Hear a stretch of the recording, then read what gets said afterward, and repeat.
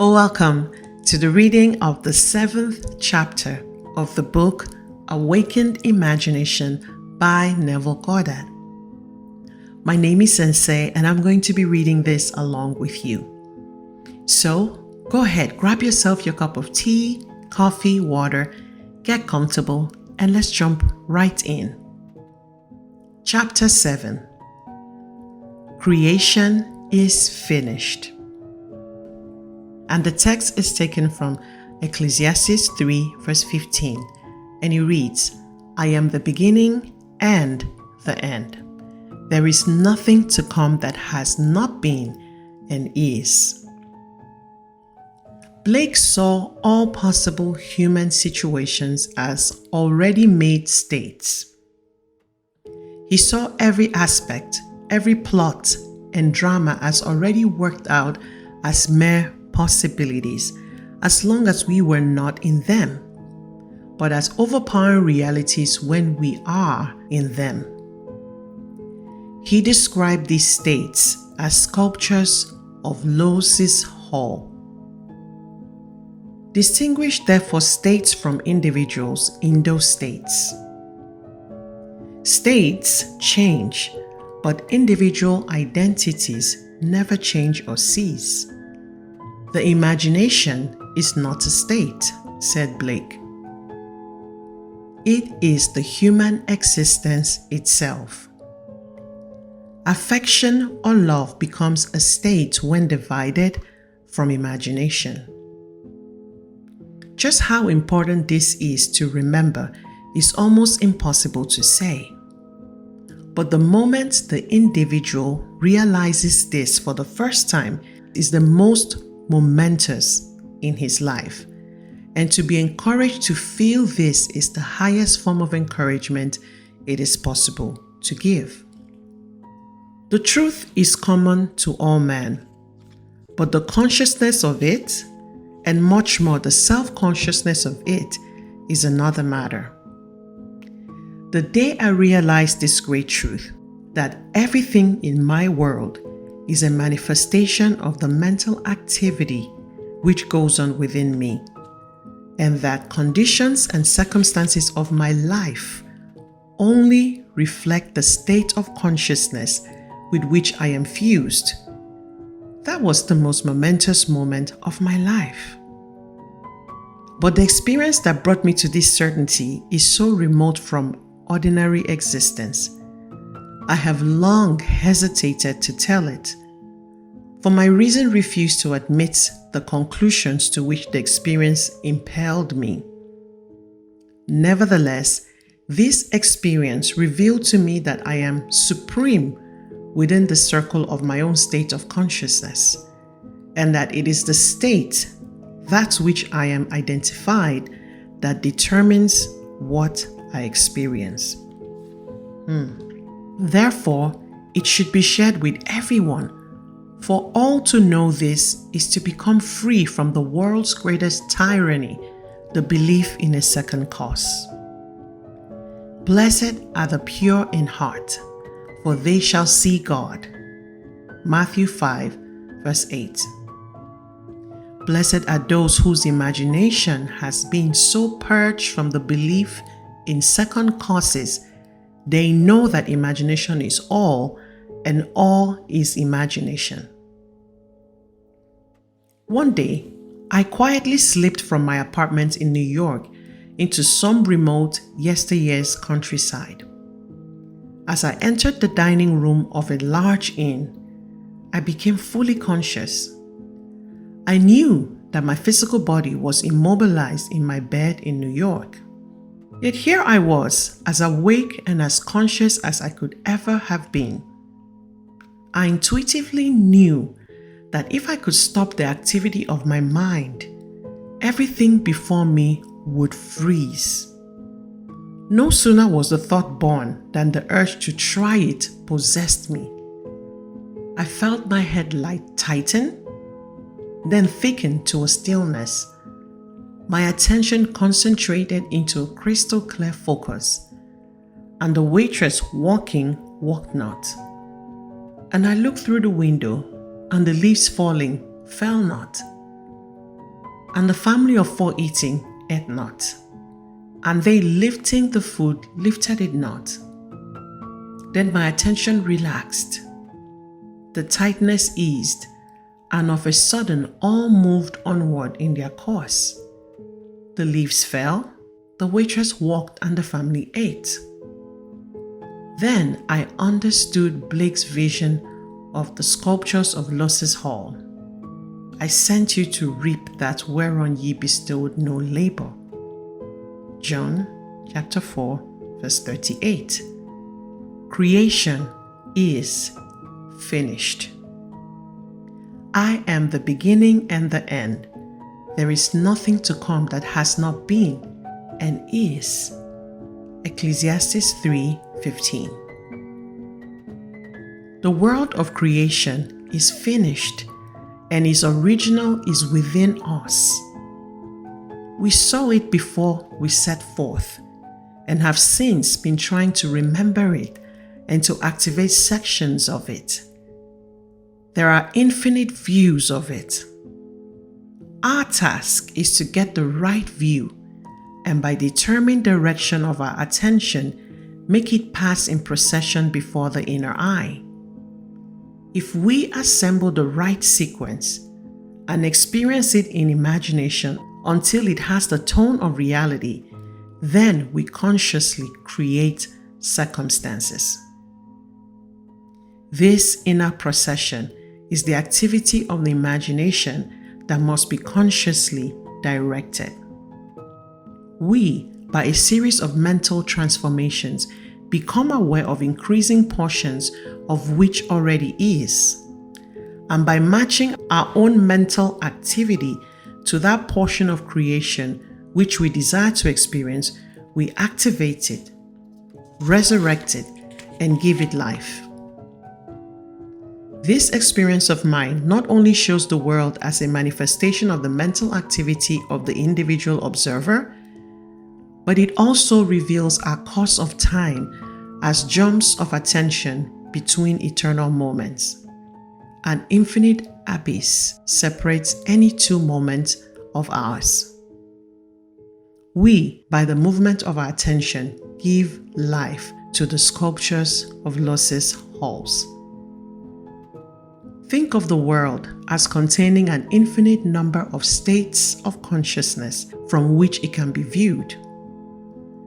Think of these states as rooms or mansions in the house of God, John 14:2.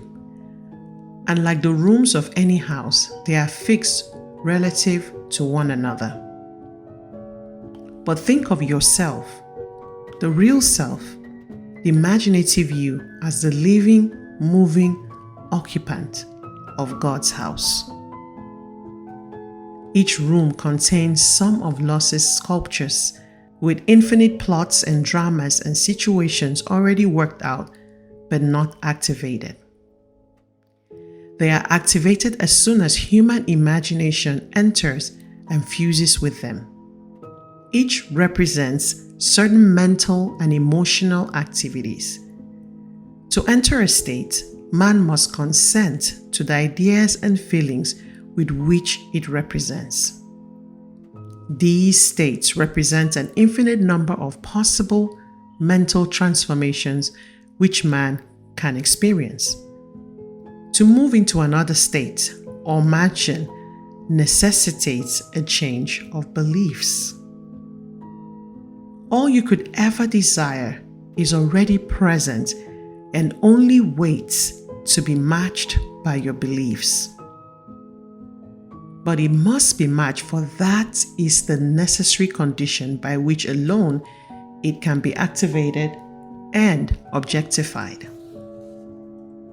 Matching the beliefs of a state is the seeking that finds, the knocking to which it is open, and the asking that receives. Matthew 7, verse 8, Luke 11, verse 10. Go in and possess the land. Exodus 6, verses 4 and 8. The moment man matches the beliefs of any state, he fuses with it, and this union results in the activation and projection of his plots, plans, dramas, and situations. It becomes the individual's home from which he views the world. It is his workshop. And if he is observant, he will see outer reality shaping itself with the model of his imagination. It is for this purpose of training us in image making that we were made subject to the limitations of the senses and clothed in bodies of flesh. It is the awakening of the imagination, the returning of His Son, that our Father awaits for. The creation was made subject to vanity, not willingly, but by the reason of Him who subjected it. Romans 8, verse 20. But the victory of the Son, the return of the prodigal, assures us that the creation shall be delivered from the bondage of corruption into the glorious liberty of the sons of God. Romans 8, 21. We were subjected to this biological experience because no one can know the imagination who has not been subjected to the vanities and limitations of the flesh, who has not taken his share of sonship and gone prodigal, who has not experimented and tasted this cup of experience. And confusion will continue until man awakes and a fundamentally imaginative view of life has been re-established and acknowledged as basic. I should preach the unsearchable riches of Christ and make all men see what is the fellowship of this mystery, which from the beginning of the world has been hid in God, who created all things by Christ Jesus. Ephesians 3, verses 8 and 9. Bear in mind that Christ in you is your imagination. As the appearance of our world is determined by the particular state with which we are fused, so may we determine our fate as individuals by fusing our imagination with ideals we seek to realize. On the distinction between our states of consciousness depends the distinction between circumstances and conditions of our lives. Man, who is free in his chaotic state or his choice of state, often cries out to be saved from the state of his choice. And ye shall cry out in that day, because of your king, which ye shall have chosen. The Lord will not hear you in that day. Nevertheless, the people refused to obey the voice of Samuel, and they said, No, but we will have a king over us. 1 Samuel 8, verse 18 and 19. Choose wisely the state that you will serve. All states are lifeless unless imagination fuses with them. All things, when they are admitted, are made manifest by the light. For everything that is made manifest is light. Ephesians 5:13. And you are the light of the world. Matthew 5:14. By which those ideas to which you have consented are made manifest. Hold fast to your ideal. Nothing can take it from you but your imagination. Don't think of your ideal. Think from it. It is only the ideals from which you think that are realized. Man lives not by bread alone, but by every word that proceeds from the mouth of God. Matthew 4, verse 4. And the mouth of God is the mind of man. Become a drinker and an eater of the ideals you wish to realize. Have a set, definite aim, or your mind will wander, and wandering it eats every negative suggestion. If you live right mentally, everything else will be right. By the change of mental diet, you can alter the course of observed events. But unless there is a change of mental diet, your personal history will remain the same. You illuminate or darken your life by the ideas to which you consent. Nothing is more important to you than the ideas on which you feed. And you feed on the ideas from which you think. If you find the world unchanged, it is a sure sign that you are wanting infidelity to the new mental diet, which you neglect in order to condemn your environment. You are in need of a new and sustained attitude. You can be anything you please if you will make the conception habitual. For any idea which excludes all others from the field of attention discharges in action. The ideas and moods to which you constantly return define the state with which you're fused. Therefore, train yourself to occupy more frequently the feeling of the wish fulfilled. This is creative magic. It is the way to work towards fusion with the desired state. If you would assume the feeling of your wish fulfilled more frequently, you would be the master of your fate. But unfortunately, you shut out your assumption for all but the occasional hour. Practice making real to yourself the feeling of the wish fulfilled. After you have assumed the feeling of the wish fulfilled, do not close the experience as you would a book, but carry it around like a fragrant odor. Instead of being completely forgotten, let it remain in the atmosphere, communicating its influence automatically to your actions and reactions. A mood, once repeated, gains momentum that is hard to break or check. So be careful of the feelings you entertain. Habitual moods reveal the state with which you are fused. It is always possible to pass from thinking of the end you desire to realize to thinking from the end. But the crucial matter is thinking from the end. For thinking from means unification or fusion with the idea. Whereas in thinking of the end, there is always subject and object, the thinking individual and the thing thought. You must imagine yourself into the state of your wish fulfilled. In your love for that state, and in so doing, live and think from it and no more of it. You pass from thinking of to thinking from by centering your imagination in the feeling of the wish fulfilled. This brings us to the end of the reading of this chapter. This 7th chapter has been amazing. I have totally enjoyed reading it. It is finished thinking from the end rather than thinking of the end. I'm curious to know, have you practiced the art of thinking from the end rather than thinking of the end? If you have, let me know in the comments below. And if you're going to change some things in your life as a result of what you have learned today, let me know as well in the comments below. Go and practice these things.